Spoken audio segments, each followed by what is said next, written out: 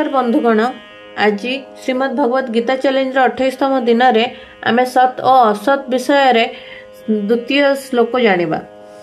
अंतबंत इमे देहा नित्यस्योक्तः शरीरिणः अनाशीन प्रमेयस्य तस्मद्युध्यस्व भारत।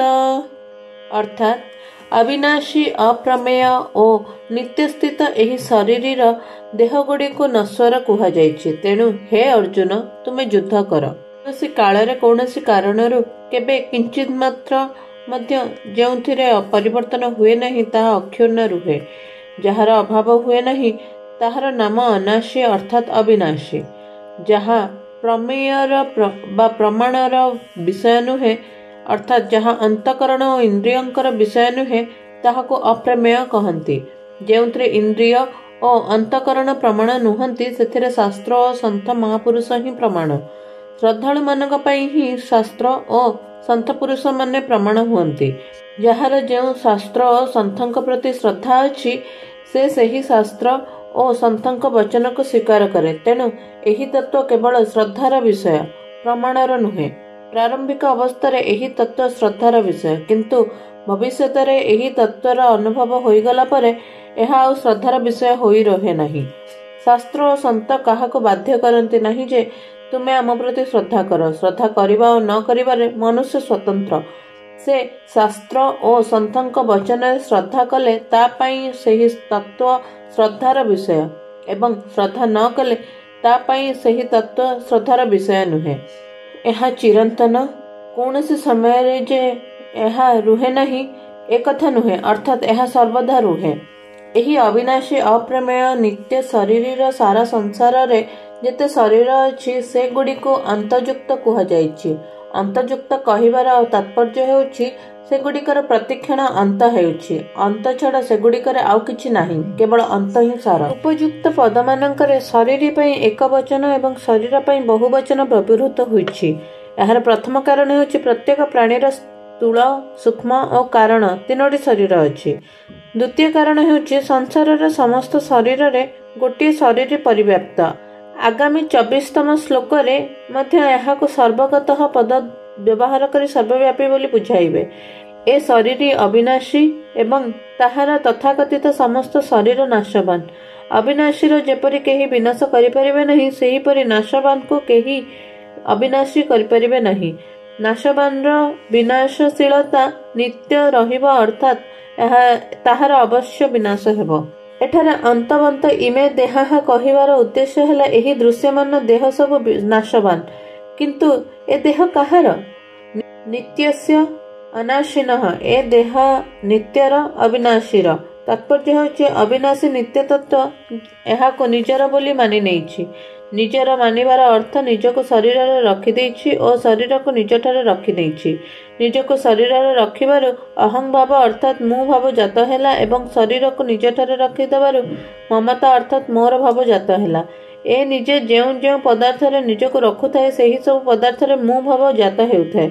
उदाहरण स्वरूप निजको धन रे रखिदे कहे मु धनी, राज्य रे रखिदे कहे मु राजा, विद्या रे रखिदे कहे मु विद्वान, निजको बुद्धि रे रखिदे कहे मु बुद्धिमान, निजको सिद्धि रे रखिदे कहे मु सिद्ध, निजको शरीर रे रखिदे कहे मु शरीर इत्यादि इत्यादि।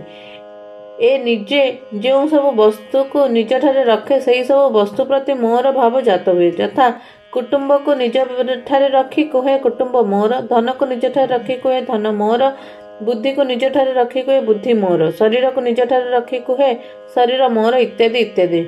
जड़ता सहित मु और मोर भाव हेबारु समस्त विकार सृष्टि हुए। तात्पर्य हेउछि शरीर एवं मु बा स्वयं भिन्न भिन्न।